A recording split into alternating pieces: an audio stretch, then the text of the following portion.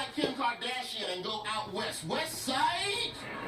Out here in Los Angeles, celebrities are getting ready for the Grammys this Sunday, and it's going to be a beautiful performance. They got people like Adele, Bruno Mars, Beyonce, Chance the Rapper is going to be performing. That's my pick for Best New Artist. He's got to do it. And just as an aside, Chance, you're big enough now. You're popular enough. Just go by Chance. We all know you're the rapper. Nobody's getting you confused with Chance, the jazz flutist. Flautist is stupid. I'm not saying. I refuse to say flautist. Look, just get rid of the rapper, because it's going to make it hard for you to switch careers later. Well, hello, ma'am. I'm Chance, the rapper, the financial advisor. It's too much, bro. It's way too much. That's all the time I got for you, Trevor. I'm Roy Wood Jr. That's the freaking weekend. Roy Wood Jr., everybody. We'll be right back.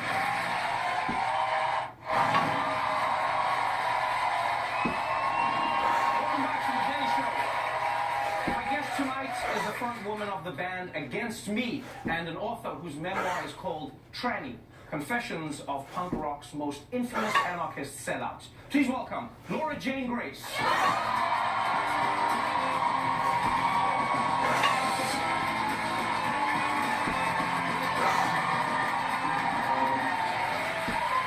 Welcome to the show. Thank you. Thanks for coming out in the snow. I'm surprised anybody is here. This is fun. Thank you so much. Thank you so much for being here. I honestly do not have many incidents where like everybody in the building is clamoring to meet the guest, and you're one of those people. Everyone today was like, can I help you with this interview, Trevor? You have a lot of fans. Your music is really popular. Before we get into the book, let's just talk about how hard it was for you to go from being an indie band to signing with a big label. You had fans who came to your shows and just stood quietly while you were singing the new song, and just pulled the finger at you? Is that maybe not necessarily stood quietly, but they were very, very active in voicing their disapproval of our new songs or whatever. But that's kind of like oddly always been the case of our band, where everyone's like, oh, I hate the new record, I love the last record, but it's always the same of people saying that, you know, where they always hate the new record like the old record. You should make two at a time to confuse people. Just like a new one and then a double new one. Is that a weird thing to do as a musician, where you go into a space where you have fans who want to own you? They go, we discovered you, you are ours, and you are niche. And then when you blow up, some fans are like, I don't like you anymore. How do you find that balance between being still of the fans and at the same time trying to pay bills? Well, I understand it. I mean, I'm a music fan myself, and I've definitely had bands that as they got bigger, I felt like my ownership of them was lost, you know, and especially with the scene that my band came from, the DIY punk community, a scene that's like staunchly anti-capitalist. As you start to make money off of your art, you become suspect, and I understand that. It's just unfortunate that sometimes it's hard to reason with people, and when you're coming from a scene that teaches you to think for yourself, and then you think for yourself, you're like, hey, no, but I'm taking everything I learned from you and I'm applying it now. It's a catch-22. Yeah. Let's talk about the book, Tranny, a truly gripping tale. This is, I mean, you read stories all the time, autobiographies, but this is powerful because it is your story, living your life, journal entries, and talking about your transition, which is really a conversation that a lot of people are having now. Let's start with the title, Tranny. Many people would say, why use that word? Isn't that a slur? Right. Well, it is a word that I always saw as a slur. But much of my book is about self-loathing, so I think it's true as a title in that way. And it's a complicated word because, you know, in the trans community specifically, there's an older generation of trans people who feel ownership of that word, have reclaimed it, or feel like that they were the originators of it and have had no problem using it. And then there's a younger scene of trans people who've come in and want nothing to do with that word. And I'm definitely of the younger scene of trans people, but I feel like for me to come in and then tell an older trans person, like, no, you can't use that word anymore, is not really my place. So I feel like it's really a word that you as an individual have to decide what your relationship is with it. Yeah. And it was a word that I was very much like prepared, like, how am I going to react when the first time someone calls me this, you know?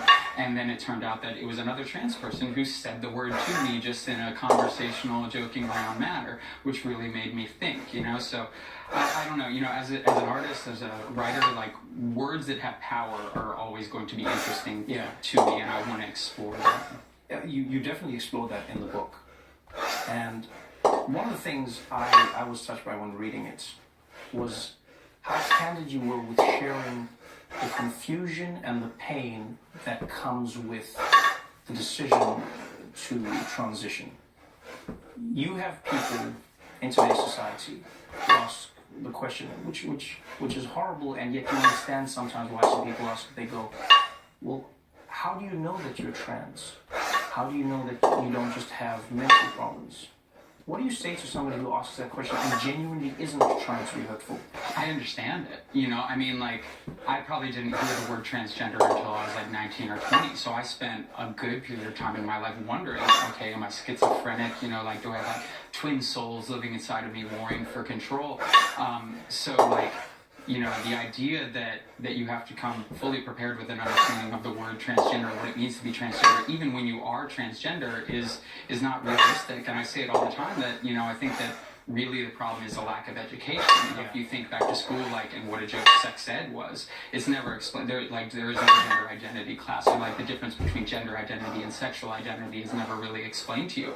So if that was never explained to your parents or their parents or their parents, like, how can you expect most people to have an understanding of gender and the way that it works? When you speak to somebody, if you meet someone who is uninformed, as many of us are, especially when it comes to conversations that are not coming to the fore, how do you deal with someone who asks a question like, you know, if someone says he, she, they, z, but if they get it wrong, like, is there a way to start a conversation? Is there, you know, an understanding that you almost have to develop on behalf of other people who may not be quick to grasp the concept? Well, you know, I think that it's really easy, if you're ever confused with somebody, to just take them aside and politely say, like, hey, what are your pronouns? That's not, you know, that's not rude in any way. Yeah. A writer friend of mine, Kate Bornstein, I feel like I was talking about this earlier, has a really great attitude of it, of like how much ego is involved with that. So if someone misgenders me, like, I don't react. I would spend all my day reacting if I were to react to every time someone said he or sir or something like that.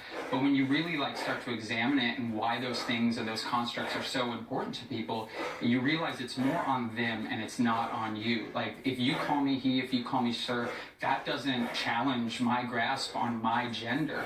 But if I tell you that I'm trans or that I'd like to be, you know, referred to with feminine pronouns, oftentimes you'll find other people's reactions are like, what do you mean? You know, like that it challenges their idea of what gender is. I was so touched by coming to meet you backstage, and you have like you obviously, you know, you've got people you work with, but you've got your family back there.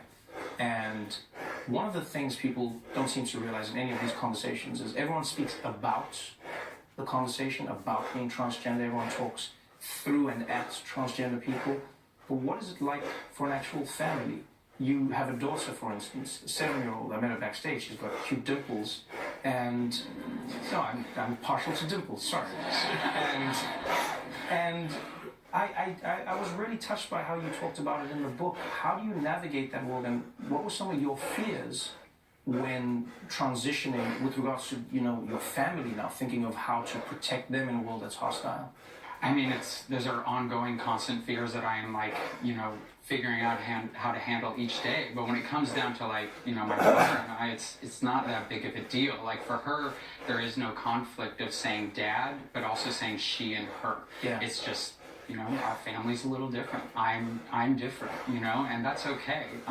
But for kids, I feel like all they want to know is that you love them, that you're going to be there.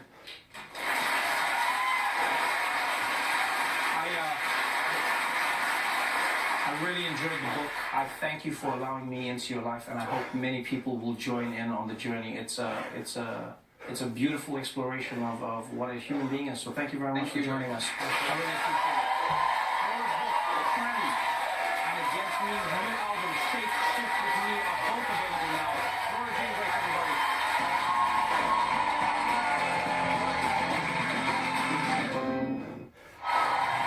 That's our show for tonight. Before we go, real quick, don't forget, we still have Donald Trump's real inauguration cake here. Unlike his administration, it is somehow not crumbling from the inside.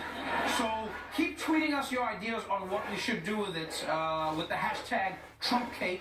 And next week, you'll get to vote on our favorites, and then we're going to do it, people. So whether it's leaving it on the roof to deteriorate or sending it to the president of Mexico, we're going to do it. So here it is, your moment of Zen. Can you make a snowball? The snow packing is sure. Oh, absolutely. No problem at all. It's really? not even. I can't even squeeze it anymore. There's so much Good. water in that. Good to know. It doesn't fly at all.